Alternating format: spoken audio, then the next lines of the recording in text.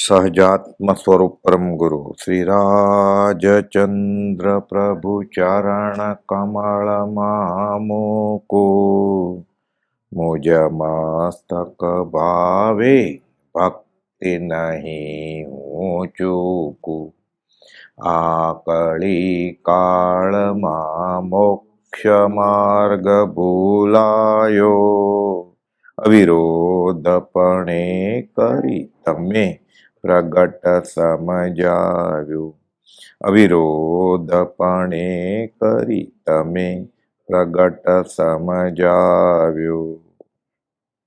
બોલો, પત્ર લેવો છે કે?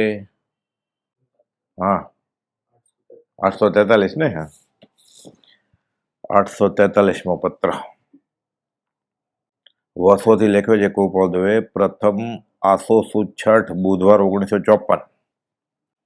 પરમ કૃપાળદેવ આ દિવસોમાં વસો હતા ને, વસો ક્ષેત્રે 54માં પરમ કૃપાળદેવ નિવૃત્તિ અર્થે પધારેલા ને, ત્યારે પ્રભુશ્રીજીને અપૂર્વ આત્મજ્ઞાન હાંસલ કરાવડાયું. દર વખતે પ્રભુશ્રીજી હજી ક્યાંક બોધ મળે, હજી ક્યાંક બોધ મળે એવા ભાવ હોય. 1 કલાક બોધ આપે છે ગોપાલ, પછી પૂછે છે પ્રભુશ્રીજીને, હવે કઈ? પ્રભુશ્રીને હાશ કરે છે કે હા, અપૂર્વ આત્મજ્ઞાન થઈ ગયું. પછી પ્રભુશ્રીજી કહે છે એક સ્થળે કે અમને ખબર પડી કે પરમ કૃપાળદેવ સહજ આત્મ સ્વરૂપ છે. સંકિતની ઓળખાણ કેવી રીતે થઈ ગણાય? પહેલા એ ગુરુ જ્ઞાનીને આત્મા તરીકે ઓળખે, પછી સીધો પોતાનો આત્મા કઈ અનુભવમાં ન આવી જાય.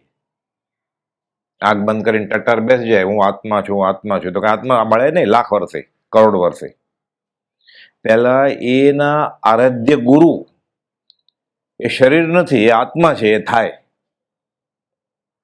એટલે શ્રીમદ રાજચંદ્રને આત્મા તરીકે ઓળખે એ જીવને પછી પોતે આત્મા છે એ ખબર પડે. સીધો આત્મા હાથમાં ન લાગે રૂપાતીત, કેમ કે અનંતકાળથી એને અનુભવ જ નથી આ બાબતનો. એટલે પહેલા જ્ઞાનીને સહજ આત્મ સ્વરૂપ રૂપે ઓળખવા પડે. એ પ્રભુ અમને થઈ ગયું વસોમાં કે અમે જેની સાથે વાત કરીએ છીએ એ તો આત્મા છે, શરીર નહીં. પછી પોતાને અનુભવ થાય આગળ જતા. એ આગળ જતા એટલે તરત જ થાય, બીજે દિવસે થાય, બીજે અઠવાડિયે થાય, ગમે ત્યારે થાય. એ જેવી જેવી જીવની દશા. આપણે એમ વ્યવહારમાં કહીએ ને, ક્ષોપશ્મિક સંકિત, ઉપશમ સંકિત કે ક્ષાયિક સંકિત, 3 ભાંગા. 3 ભાંગા નથી કાંઈ સંકિતના, અસંખ્યાત ભાંગા હોય. આ સાચું છે, બુદ્ધિથી મનાણું અને બેફાટ આત્મા અનુભવમાં આવ્યો, વચમાં અસંખ્યાત ભાંગા હોય. પણ પહેલા એ જ્ઞાનીને શુદ્ધાત્મા તરીકે ઓળખી જાય કે અમે જેની સાથે વાત કરીએ છીએ, અમે જેની આજ્ઞા માનીએ છીએ, એ આત્મારૂપ પુરુષ છે.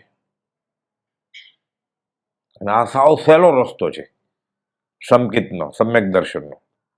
ઘણા બધા રસ્તા છે, યોગ અસંખ્ય જીન કયા. પ્રભુશ્રીજીને આત્મસિદ્ધિની ગાથા યાદ આવે ને કે સદગુરુના ઉપદેશથી આવ્યું અપૂર્વ ભાન, બોધબીજ પ્રાપ્તિ કથન. એટલે કે મને હૈયું મારું ભરાઈ જાય છે અને તમે હાજર થાવ છો. કે એટલે સૌભાગભાઈને ખબર પડી કે સૌભાગભાઈ કહે છે કૃપાળદેવને કે મને હૃદય દર્શન કરાવો ને. પ્રભુશ્રીજીને થાય તો કોપલ કે તમને ન થાય, તમે ઘરબારી છો, અઠવાડિયા પછી ખાવાનું દાન નથી. દશા તો બહુ ઊંચી છે, એટલી ઊંચી છે કે સૌભાગભાઈ દેહ છોડ્યો ત્યારે એમ કે છે કૃપાળદેવ, આર્ય સૌભાગની અંતરંગ દશા અને દેહ મુક્ત સમયની દશા, એ મુનિઓ તમે વારંવાર સ્મરણમાં રાખજો. એટલે પ્રભુશ્રીજીને સમાધિ મરણ કરવું હોય તો સૌભાગભાઈ કેવી રીતે દેહ છોડ્યો શીખવું પડે.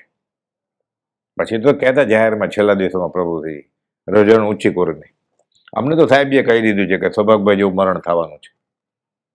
એટલે સૌભાગભાઈની દશા બહુ ઊંચી હતી. પણ કોઈ કે તમને જે પ્રભુશ્રીને થાય તમને ન થાય કઈ.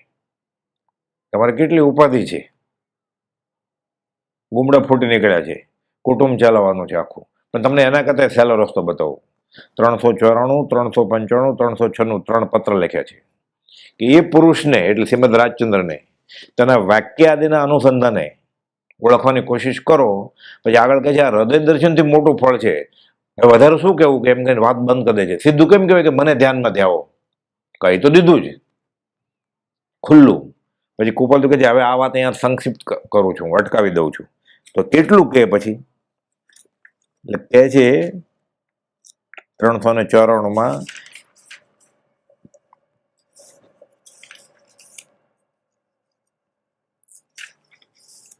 કે હૃદયને વિશે જે મૂર્તિ સંબંધિત દર્શન કરવાની તમને ઈચ્છા છે, તમને હૃદય દર્શન થાય, એમણે થાય નહીં તમને. પછી કે છે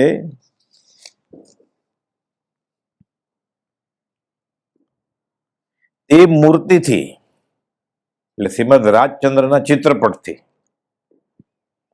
એ આત્મ સ્વરૂપ પુરુષની દશા, જ્ઞાની સમકિતિ આત્મજ્ઞાની સત્પુરુષ ગુરુજી એ આત્મા છે, શરીર છે જ નહીં, અને આત્મા હાંસલ થઈ ગયો છે. એટલે અત્યારે આપણે બોલવાનું જ, ખાલી કલ્પના જ કરવાની ને. એ થાય પ્રભુસિંહ થઈ ગયું 54માં, જેને થઈ ગયું એ સમકીતી હોય, સામેવાળો તો ભગવાન છે.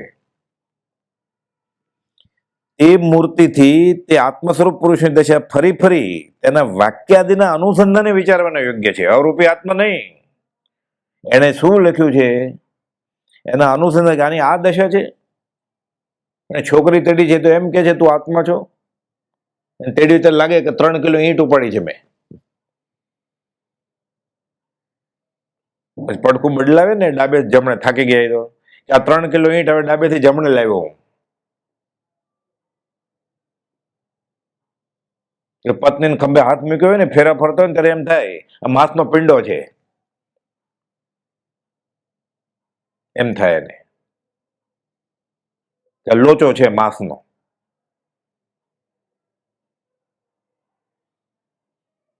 કે છે તે પુરુષને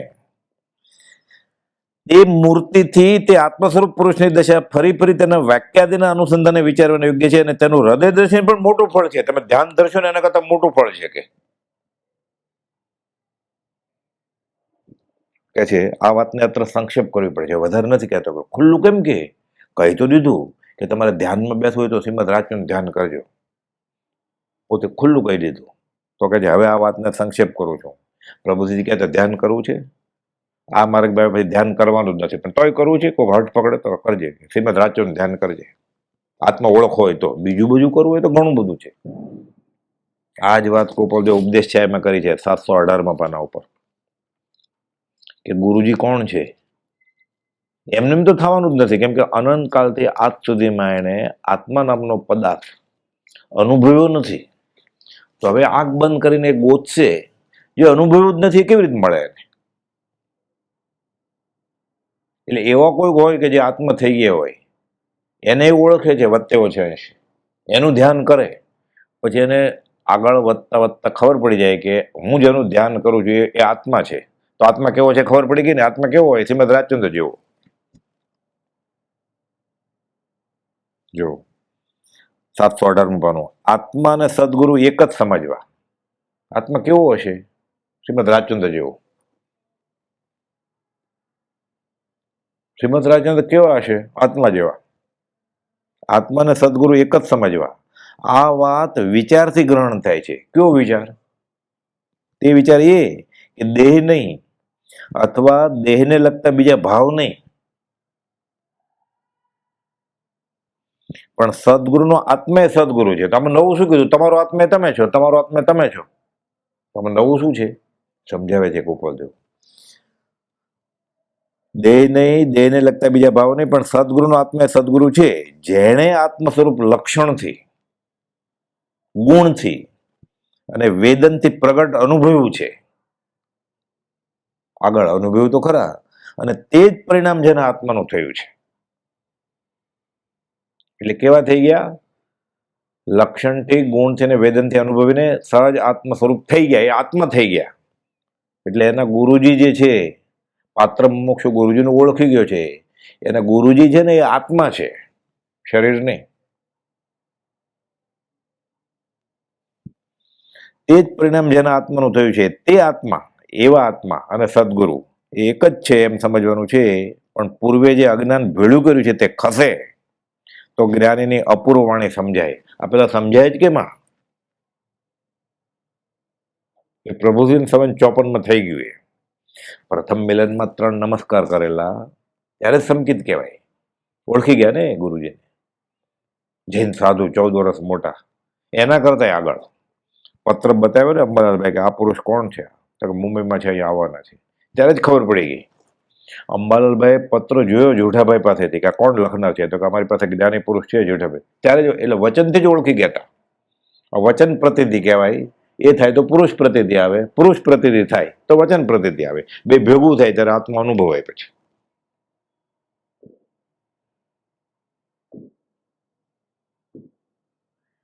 એટલે આ 57 બહુ ઊંચી દશાએ પહોંચી ગયેલા ગોપાલદેવ 57માં. એ 54ની તો ઘણી બધી વાત છે આમાં, પણ અત્યારે આપણે આટલી વાત કરીએ કે અહીંયાથી આ ગોપાલદેવે પત્ર લખ્યો છે. કોને લખ્યો છે સંબોધનમાં નામ નથી. ઉપર લખે છે શ્રીમદ વિતરાગ ભગવતોએ નિશ્ચિતાર્થ કરેલો એવો અચિંત્ય ચિંતામણી સ્વરૂપ. વિચાર કરી શકાય જ નહીં એનું ફળ. અચિંત્ય ચિંતામણી સ્વરૂપ. ન ઈચ્છ્યું હોય તોય ફળ મળે. ધર્મ સેવે એટલે જ્ઞાનીની આજ્ઞાએ. ચિંતામણીમાં તો ઈચ્છવું પડે ને કે લોખંડનું સોનું થાય.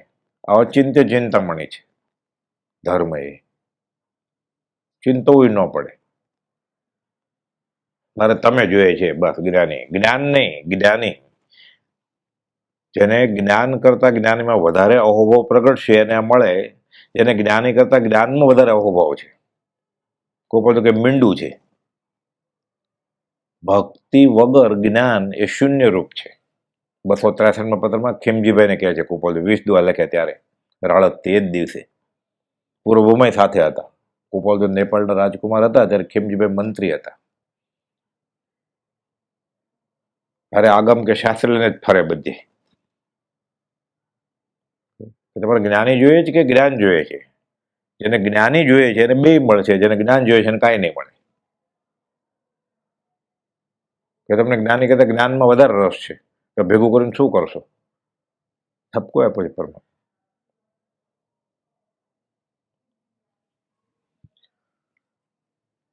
શ્રીમદ વિતરાગ ભગવતોએ નિશ્ચિતાર્થ કરેલો એવો અચિંત્ય ચિંતામણી સ્વરૂપ.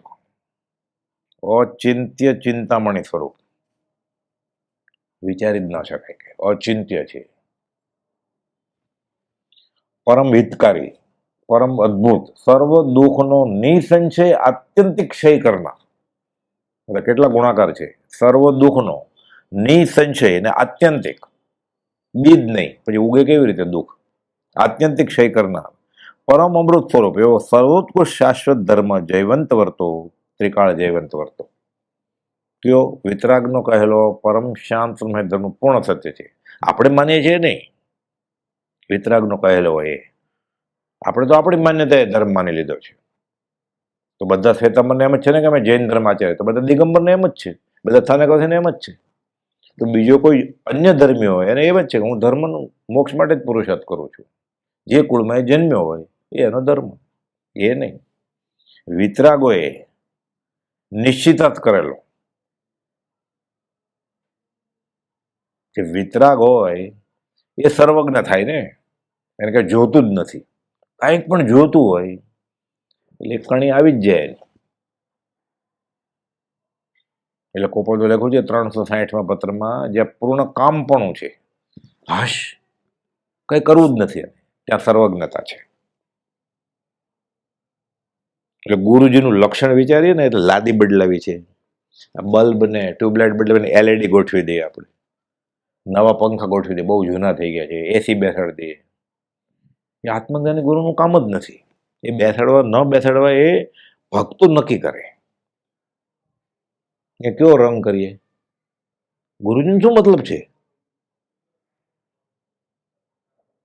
સાવ સહેલું છે આ કાળમાં તો ગુરુ ઓળખવાય. 4 લીટરનો પત્ર છે 360માં, જ્યાં પૂર્ણ કામપણું છે ત્યાં સર્વજ્ઞતા છે. કાંઈ કરવાનું બાકી છે ને, હજી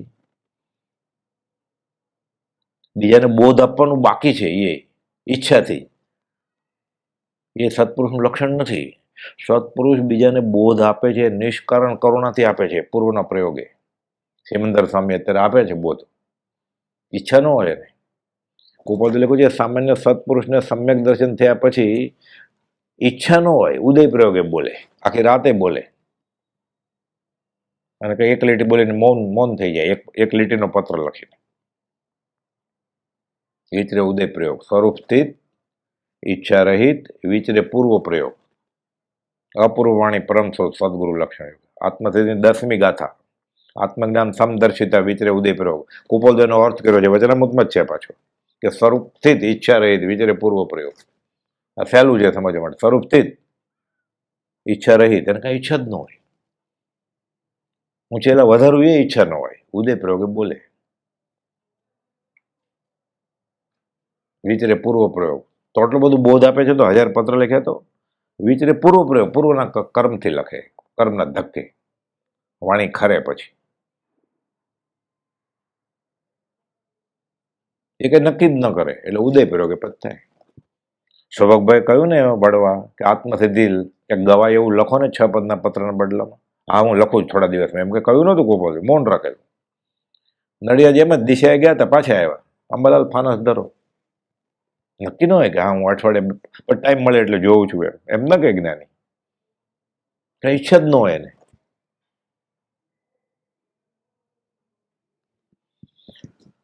તે શ્રીમદ અનંત ચતુષ્ટય સ્થિત જ્ઞાન દર્શન ચારિત્ર ને વીર્ય અનંત, અંત જ નથી. થાકી ન જાય. મોક્ષનું સુખ આપણને બહુ ભાવતો હોય, દૂધ પાક બાસુંદી, પછી ધરાઈ જાય ને, 1 કપ 2 કપ ખાય, હવે નહીં, ભાવે છે બહુ પણ હવે નહીં ચાલે, ધરાઈ જાય ને, થાકી જાય, ના હવે મને ગોળો ચડશે પેટમાં. તો મોક્ષનું સુખ આ અનંતકાળ થાકી ન જાય. અનંત વીર્યના ધણી છે, થાકે જ નહીં. શાસ્ત્ર અનંત વીર્ય, એટલી બધી શક્તિ છે કે થાકી ન જાય. ને તો ત્યાંથી પાછું નીકળી જાય બહાર, પણ નીકળે કેવી રીતે? કર્મે નથી. નીકળવા માટે કર્મ જોઈએ ને, પાછું એક જગ્યાથી બીજી જગ્યાએ જવા માટે. એટલે અનંત ચતુષ્ટય સ્થિત ભગવતનો અને તે જૈવન ધર્મનો આશ્રય સદૈવ કર્તવ્ય છે. આશ્રય લેવો પડે કે આ સાચું છે, મને સમજાતું નથી તોય સાચું છે, મારા આચરણમાં આવે એમ નથી તોય પહેલા સાચું છે તો નક્કી કરવું જ પડે. હજી આપણે એ નક્કી નથી થયું કયો રસ્તો સાચો છે. એટલે ગમે એટલી મુસાફરી કરશે, થોડોક વખત આ રસ્તે જશે, થોડાક વખત આ રસ્તે જશે, એટલી વારમાં જિંદગી પૂરી થઈ જશે. પહેલા આ જ કરેલો, અને પહેલાનો ભાવ જ્યારે માણસ થયો ત્યારે. બીજા ભાવમાં તો કઈ થાય એમ નથી કાગડા કૂતરાને. ઢચું પચું છે, હજી રસ્તો કયો પકડવો એ જ ખબર નથી એને. એટલે ઘણા કુપોલદેવ નહીં માનતા હોય, પાછા બધું કરતા હોય, સંપ્રદાય નહીં માનતા હોય, પાછા પછી પોતે જે કરતા હોય દેવનું એ પાછા કરે છે, અને વ્યવહારમાં જે માનતા હોય એ ચાલુ જ રાખે બધું. સબ બંદર કા વેપારી. એટલે હાથમાં કઈ આવે જ નહીં. હાથમાં એક વસ્તુ આવે, લઈને મરે, પછી શું અભિમાન કે મેં ધર્મ બહુ કર્યો. એટલે હજી એને નિશ્ચય જ નથી આવ્યો કે આ સાચું છે. એટલે રસ્તો નક્કી કરે પછી દોડે નહીં મુઠ્ઠી બાંધીને. એ શંકામાં છે. સંશય આત્મ વિનશ્યતિ. આ સાચું હશે કે નહીં એ હજી એને શંકા છે. તો જ બીજું કરતો હોય ને. દોરા ધાગા, મંત્ર તંત્ર, સંપ્રદાયની ક્રિયા, પોતે માન્યું છે એ ક્રિયા, બાપદાદાની ક્રિયા, ઓઘો ઓઘની બધી ક્રિયા કરતો હોય એટલે નક્કી. અને આ પૂરું તો સાચું લાગ્યું જ નથી ને. એટલે જ્ઞાનનું પેપર તપાસે ને, 10માંથી 4 માર્ક, 5 માર્ક, બહુ ઉદાર હોય તો 7, 8 માર્ક, 9 માર્ક આપે, 9.5 આપે, A+. તહત્તી કરવું પડે. પ્રભુથી જૈન સાધુ હતા, તહત્તી કર્યું. અમલભાઈ આગમની પાછળ ચાલો હતા, તહત્તી કર્યું. સૌભાગભાઈને ડુંગરસિંહ ગોસલિયા કુપોલદેવ નહોતા મળ્યા ત્યારે ધર્મનું બધું ફેરવી લીધેલું, જૈનેતર બધું, ભાગવત ને પુરાણ ને બધું તહત્તી. તમે કયો એ ધર્મ આજથી શરૂ. આજથી આને એવું કઈ છે જ નહીં, પણ રૂચે છે અને પોતાને અનુકૂળ પડે એ પ્રમાણે ગોઠવી લીધું. આ મજા આવે છે, કુપોલદેવના માર્ગમાં છીએ. તું કે છો કુપોલદેવ માર્ગમાં છે, કુપોલદેવ સ્વીકાર્યો તને કે તું મારા માર્ગમાં છો?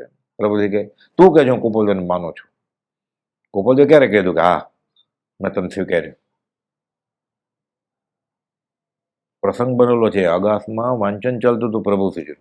એક ભાઈ આવ્યા ને 3 નમસ્કાર કરે ચિત્રપટને, કુપોલદેવના ચિત્રપટ. પછી બેસી ગયા. તે કોણ નમસ્કાર કરે?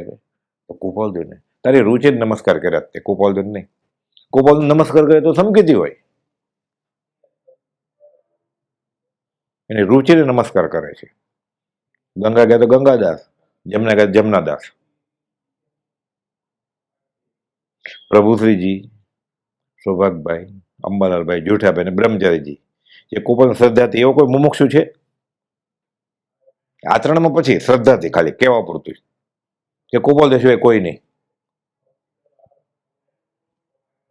નક્કી અને બીજું બીજું છે ને મગજમાં ઘૂસવું કે જગ્યા જ નથી. તો પ્રભુજી કહેતા બાસમતી ચોખા લાવ્યો છે, પણ કોદરી ખાલી કરે તો કોઠીમાં નાખે ને, કમોદના કાળા ચોખા, જાડા મોતૈયા, જગ્યા તો છે નહીં, ક્યાં નાખશે?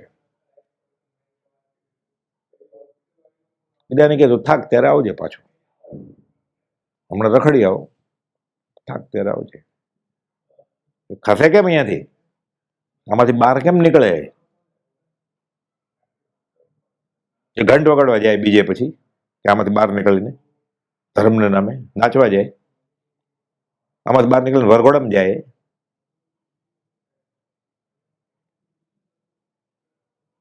ઉત્સવ છે, કયો ઉત્સવ છે? બહુ અઘરું છે આ. અચિંત્ય તો જ મહાત્મ્યનો નથી પ્રફુલ્લિત ભાવ, એને ભાવ છે જ નહીં કઈ, પોતાની રૂચિને પોષે છે. એટલે કહે છે કે આ જયવંત ધર્મનો આશ્રય સદૈવ કર્તવ્ય છે. પૂનમ આવે ત્યારે નહીં, ચૌદશ હોય ત્યારે, પર્યુષણ હોય ત્યારે, સદૈવ.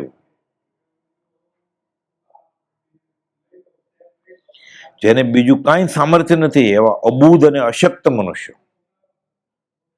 વ્યવહારે એને પરમાર્થે કાંઈ અભ્યાસ નથી, અને વ્યવહારે અશક્ત છે, ઊભો નથી થઈ શકતો પથારીમાંથી, લકવો છે, બુદ્ધિ એ નથી, તો અબુદ્ધ, કઈ આવડતું નથી. સેવ પછી એમ નથી, કઈ યાદ નથી રહેતું. જેને બીજું કઈ સામર્થ્ય નથી એવા અબુદ્ધ અને અશક્ત મનુષ્યો પણ તે આશ્રયના બળથી પરમ સુખ હેતુ એવા અદ્ભુત ફળને પામ્યા છે, પામે છે અને પામશે. સંકિત થઈ ગયું, બધું બળી ગયું ને. નવકર મંત્ર ક્યાં યાદ રહેતો હતો શિવભૂતિ મુનિને? અબુધ અને અશક્ત મનુષ્યો પણ તે આશ્રયના બળથી પરમ સુખ હેતુ એવા અદ્ભુત ફળને પામ્યા છે, પામે છે અને પામશે. માટે નિશ્ચયને આશ્રય જ કર્તવ્ય છે, અધીરજથી ખેદ કર્તવ્ય નથી. પણ હવે ઉતાવળ થઈ જાય, મારે ફળ જોઈએ છે. કામ, માન અને ઉતાવળ આ પરમાત્મા અંતરાય છે. કામ એટલે વિષય વાસના, માન એટલે અભિમાન, અને ઉતાવળ થઈ જાય, જલ્દી જલ્દી જોઈએ છે. જલ્દી કેમ થાય? એનો સમય થાય ત્યારે પાકે ને. ઉતાવળ એટલી કચાશ ને કચાશ એટલી ખટાશ. ગોપાલજી લખ્યું છે પત્ર. ઉતાવળ ન ચાલે.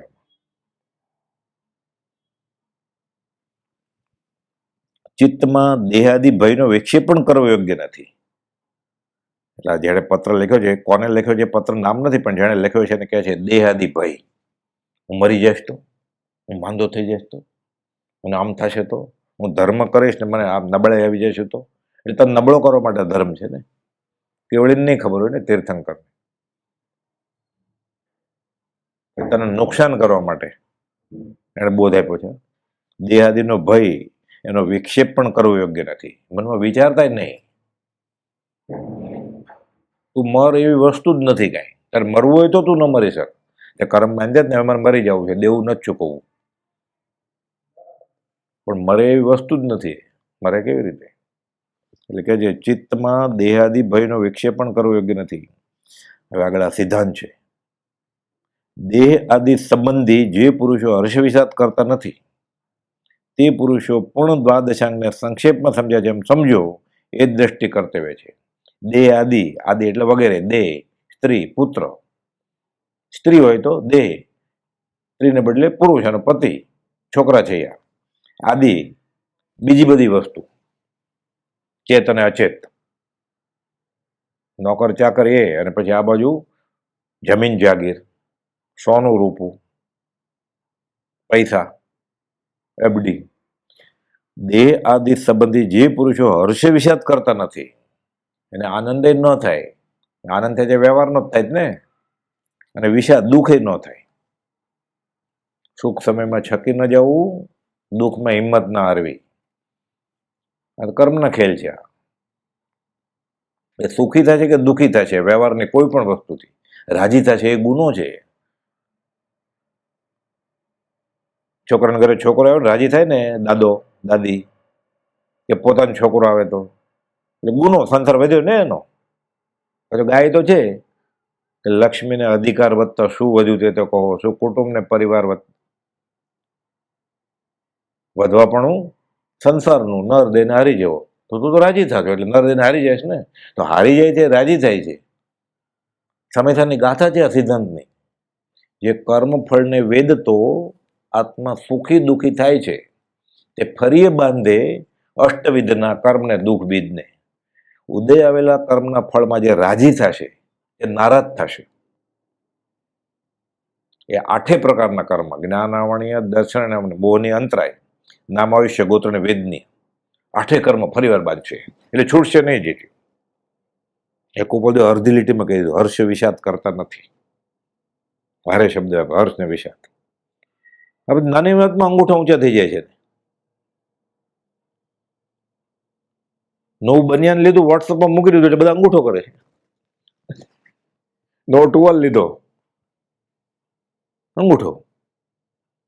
છોકરો આવ્યો, અંગૂઠો. જન્મદિવસ આવ્યો, અંગૂઠો. એટલે બ્રહ્માનો વંશ તે શરૂ કર્યો ને, લગ્ન કર્યા એટલે અંગૂઠો. એટલે પહેલી વાર અત્યાર સુધી હતું જ નહીં, બ્રહ્માનો વંશ શરૂ કર્યો ને. હવે વસ્તી થશે. કેટલી વાતમાં આનંદ આવી જાય છે. હવે આ બધું જોવે ને, મેચમાં કેમ રન કરે એટલે પછી બહુ રાજી થાય, 2 હાથ કરે, પછી આખા હાથ ઊંચા કરે.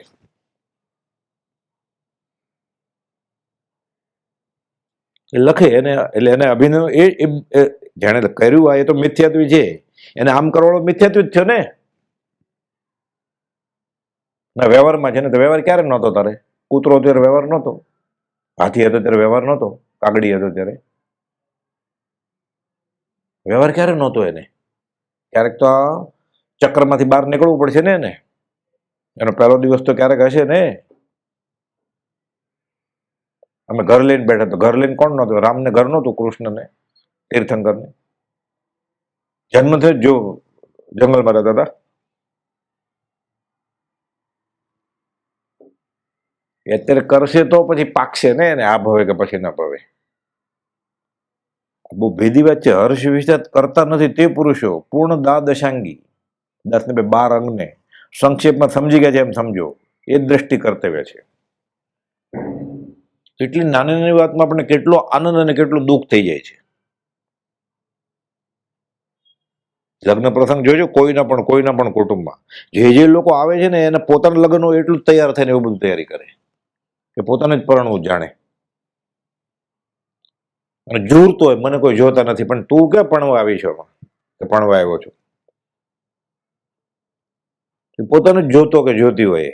વરરાજાને ન જોવે કઈ, વરકન્યાને મને જુઓ બધા, હું કેવી લાગુ છું, હું કેવો લાગુ છું. તો છૂટે કેવી રીતે જો? એટલે કાતર લઈને ફરવું પડે બધે. સર્વ સંબંધનું બંધન તીક્ષ્ણ છેદીને વિચારશો કો મહત્પુરુષને પંજો. તીક્ષ્ણ કાપી નાખવું પડે. જે લડર ટાંકા હોય ને તો મજબૂત થઈ જાય, પાછા ઉતરડી નાખવું પડે. કેટલો આનંદ થાય છે આંખ બંધ કરીને વિચારે આવા બધા પ્રસંગમાં. નાની વાતમાં લોકો પાર્ટી રાખી દે. તો છોકરું જન્મ્યું હોય ને પછી તો એનાથી મૂક્યું હોય ઇન્ટેન્સિવ કેરમાં, અઠવાડિયું 10 દિવસ, 10-15 લાખનો ખર્ચો થાય. પણ સારું છે, જન્મદિવસ ઉજવે 5 સ્ટારમાં, બધા નાચે. પછી ક્રિશ્ચન થઈને કેક ને મીણબત્તી લઈને. અપૂર્વ અવસર એવો ક્યારે આવ્યો? એવું જ લગ્ન દિવસમાં કરે છે. કહેતા નથી બધા, મારા દાદા દાદીનો એનિવર્સરી ડે છે 43મો. અરે એના દાદા દાદી એ જ કરેલું, તો નવું શું કર્યું છે આમાં? તને આટલું બધું આનંદ છે? મૂર્ખા. આપઘાતનો દિવસ ઉજવો અત્યારે. પાછો ગાયા, આ સગળા સંસારની રમણી નાયક રૂપ, એ ત્યાગ્યું બધું. કેવળ એ ગાય છે એ સાચું કે કરે છે એ સાચું? કરે છે સાચું દે, અને પ્રતીતિ છે કે આ કરવા જેવું છે.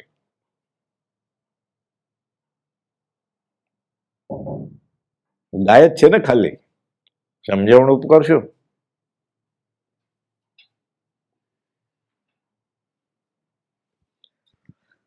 દેહાદિ સંબંધી જે પુરુષો હર્ષ વિષાદ કરતા નથી તે પુરુષો પૂર્ણ દ્વાદશાંગને સંક્ષેપમાં સમજો એ જ દ્રષ્ટિ કર્તવ્ય છે. કુપોદો તો લખ્યું છે એમ આવે પત્ર તમને 1 લાખ રૂપિયા, એટલે આ તો ત્યારની વાત છે. 1 લાખ એટલે અહીંયા લખો તમને 1 કરોડ 100 લાખ રૂપિયા મળ્યા. એ કોરો કાગળ વાંચતો એવું થાય. તમારો છોકરો હાઈવે ઉપર ટ્રક નીચે આવી ગયો છે, એક્સિડન્ટ થઈ ગયો છે, એનું પોસ્ટમોર્ટમ બાકી છે, કોરો કાગળ વાંચતો હોય. આ સંકિતનું લક્ષણ છે. આ દાદા સેકન્ડ સમજી ગયો છે, હર્ષ વિષાદ કરે જ નહીં. તો કોઈ ગુજરી ગઈ ત્યારે કે હા હશે નહીં કાંઈ, અને હસોની ત્યારે કાળા કાપડ પહેરીને ન જાય. શાબાશોમાં તો વર્તન કરે, મનમાં તો સમજતો હોય કે બધું નાટક છે સાવ. આપણને એવું થાય જ નાટક. પૂર્ણ પ્રતીતિને એમ આનો મને આનંદ આવશે એ સાથે કરે છે આ બધી ક્રિયા.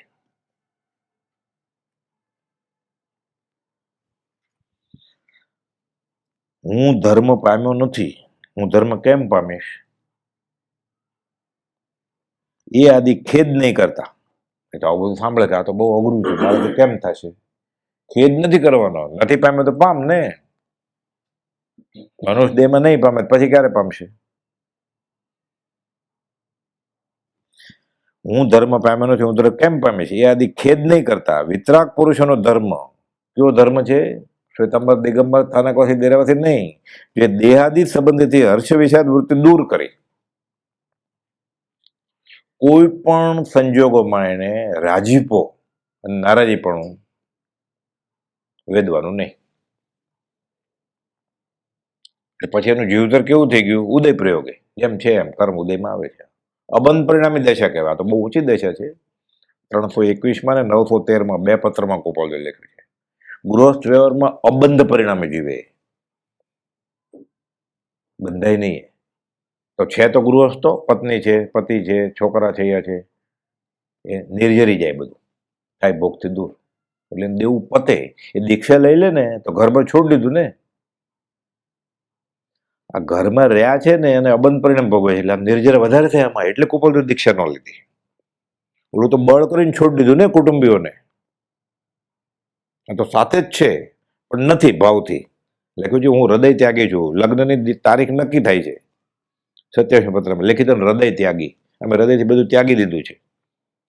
આ સસુર પક્ષવાળા વાંચે તો કેવું થાય કે આપણી દીકરીને શું થશે? હૃદય ત્યાગી લખે છે. એટલે હું સંસારથી કંટાળ્યો છું, હજી ફેરા ફરવાના બાકી છે લગ્નમાં. 27 પત્રમાં લખે છે હું સંસારથી કંટાળી ગયો છું. હવે શું થશે? એમ જ થાય ને. એટલે સર્વસંગ પરિત્યાગ કરીને જંગલમાં જેને થાય ને એ ગૃહસ્થ વ્યવહારમાં કરવું એ વધારે અઘરું છે. ત્યાં કંકોત્રી કાળોતરી આવતું નથી, એ બધું આવે છે. એમાં એને ક્ષમતામાં રહેવાનું છે, હર્ષોક વગર.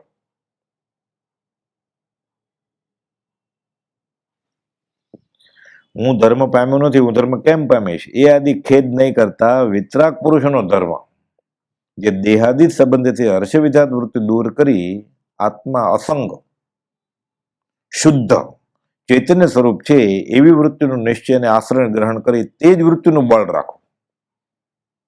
પણ સતત થોડું રહે કાંઈ. મંદ વૃત્તિ થઈ જાય તો, એટલે કે છે મંદ વૃત્તિ થાય ત્યાં વિતરાગ પુરુષોની દશાનું સ્મરણ કરો. તે અદભુત ચરિત્ર પર દ્રષ્ટિ પ્રેરીને વૃત્તિને અપ્રમત્ત કરવી. એટલે એવા ચરિત્રો વાંચવાના. માનો કે એવી વેદની આવે તો જુઢાભાઈને ભગંદર થયેલું પીડા, સુઈ નહોતો શેકતા, સીધા ખાતા નહોતા, પછી ખાય એટલે ઠલે જવું પડે, એટલે ઘસાય એટલે ચીસ નીકળે. તો એ કેવી રીતે એને સહન કર્યું? પૈસાની તકલીફ પડે તો સૌભાગભાઈ કેવી રીતે સત્સંગ ચાલુ રાખ્યો? એવા ચરિત્ર કથાનકમાં બધા દાખલા છે. એવા રોગ આવ્યો હોય, નુકસાન થયું હોય, કોઈ ગુજરી ગયું હોય નજીકના સગા, અંતરાય હોય, બધા દાખલા છે. એ છે કે એણે કેવી ક્ષમતા રાખેલી. એટલે એ વાંચવાનું, એમાંથી બોધ લેવાનો. કે છે તે વિતરાગ પુરુષના દશાનું સ્મરણ કરવું, તે અદભુત ચરિત્ર પર દ્રષ્ટિ પ્રેરીને વૃત્તિને અપ્રમત્ત કરવી. લોકો મુંબઈ જોવા જાય. હજી એ જમાનામાં તો મુંબઈ જોયું એટલે બાયોડેટા સ્ટ્રોંગ થાય કે આણે મુંબઈ જોયું છે.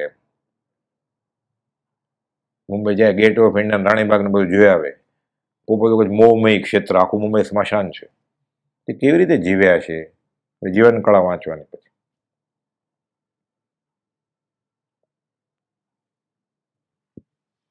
એ અદ્ભુત ચરિત્ર પર દ્રષ્ટિ પ્રેરને વૃત્તિને અપ્રમત્ત કરવી એ સુગમ અને સર્વોત્કૃષ્ટ ઉપકાર તથા કલ્યાણ સ્વરૂપ છે.